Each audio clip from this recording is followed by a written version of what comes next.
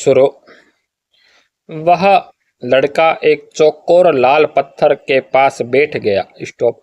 उसने जल्दी जल्दी कोई प्रार्थना बुदबुदाई और छेनी हथौड़ा उठाकर अपने काम में जुट गया। स्टॉप।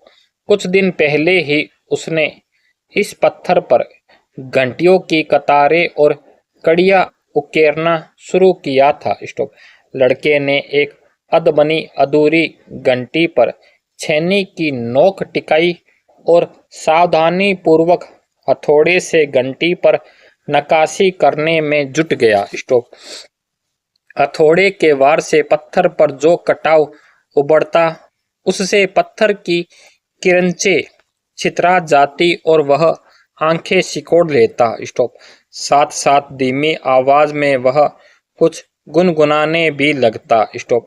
उसके चारों ओर दूसरे संगत रास भी अपने अपने काम में डूबे हुए थे। स्टॉप। केशव 10 साल का था और अभी अपना काम सीख ही रहा था। स्टॉप। पिता के एक बार करके दिखा देने पर वह सीधी लकीरों वाले और घुमावदार डिजाइन उकेर सकता था। स्टॉप। अब तक उसने नक्काशी का जो भी काम किया था, उनमें से इन घंटियों को बनाना ही सबसे ज्यादा मुश्किल था। स्टॉप। केशव जानता था कि एक दिन तो ऐसा जरूर आएगा जब वह बहुत बारीक जालिया महीन नफीस बेल बूटे कमल के फूल लहराते हुए सांप और इठलाकर चलते हुए घोड़े, ये सब पत्थर पर उकेर पाएगा, ठीक उसी तरह जैसे उसके पिता बनाते हैं। स्टॉप। कई साल पहले जब वह पैदा भी नहीं हुआ था, उसके माता पिता गुजरात से आगरा आकर बस गए थे। स्टॉप।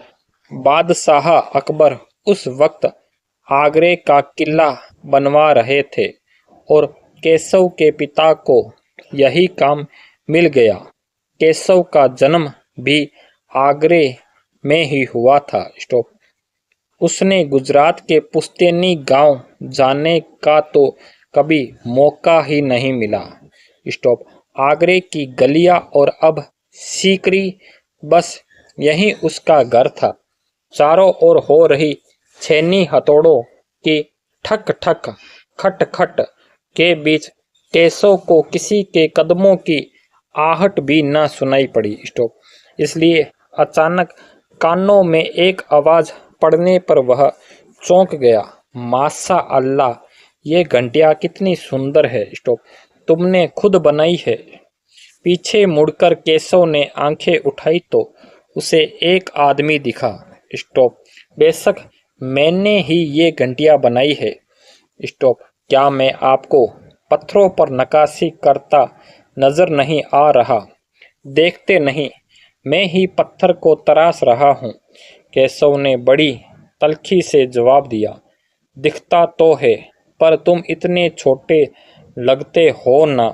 वह आदमी हंसते हुए बोला, मैं 10 साल का हूँ। स्टॉप। 10? अच्छा।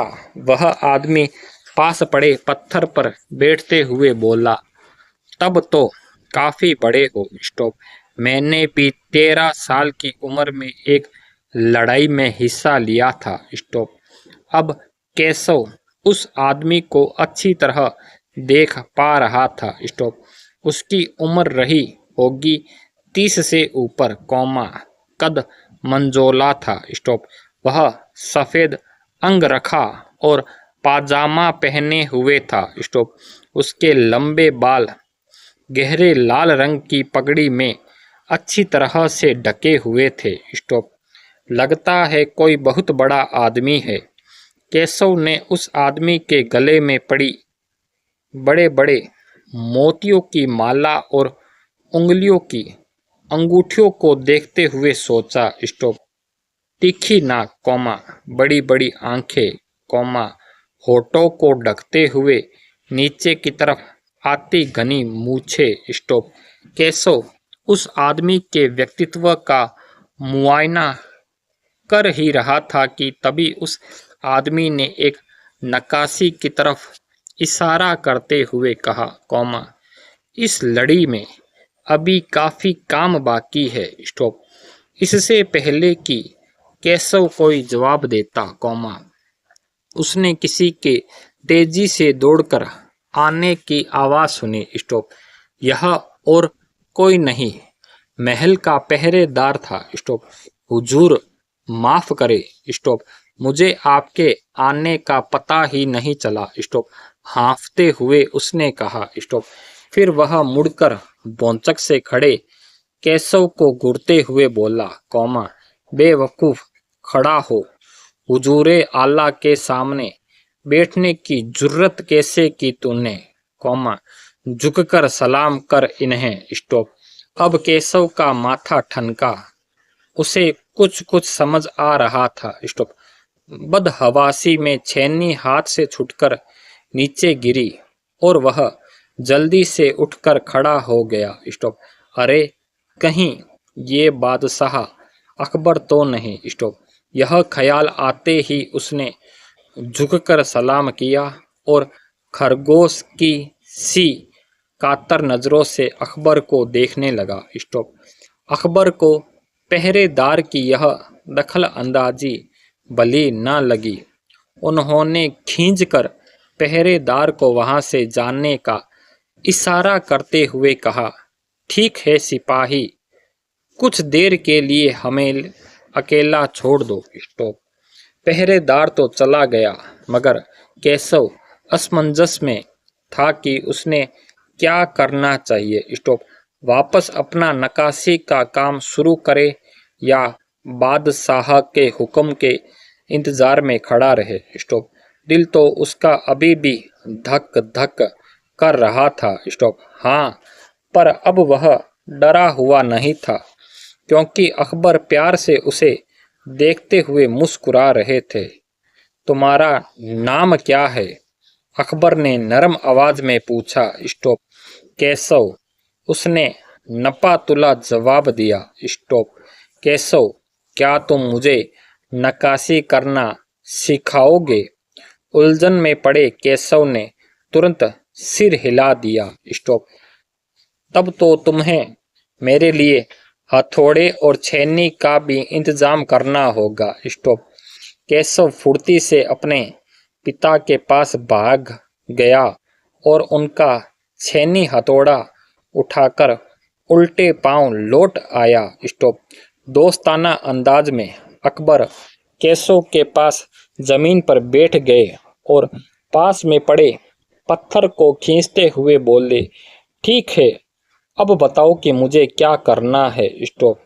केशव ने संदेह भरी नज़रों से अकबर की ओर देखा। हुजूर, क्या आप यह सब करेंगे?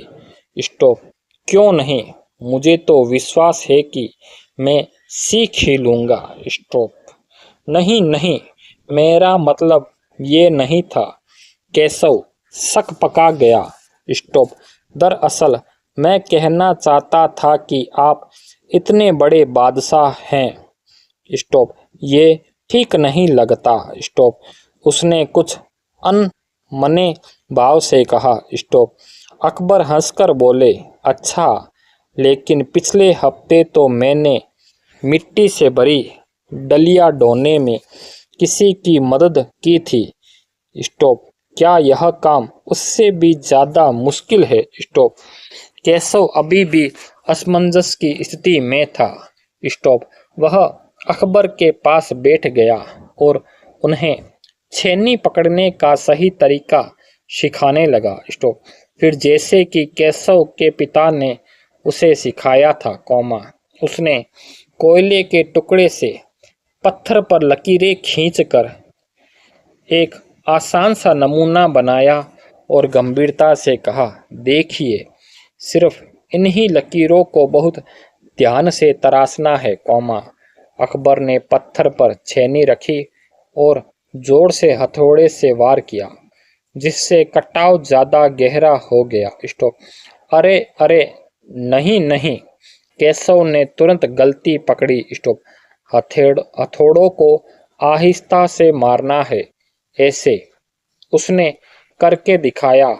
और हाँ, अपनी आंखें थोड़ी मींच कर रखे, वरना किरणें उड़कर आंखों में चली जाएगी। स्टॉप। अकबर मुस्कुराए, जी हुजूर। स्टॉप।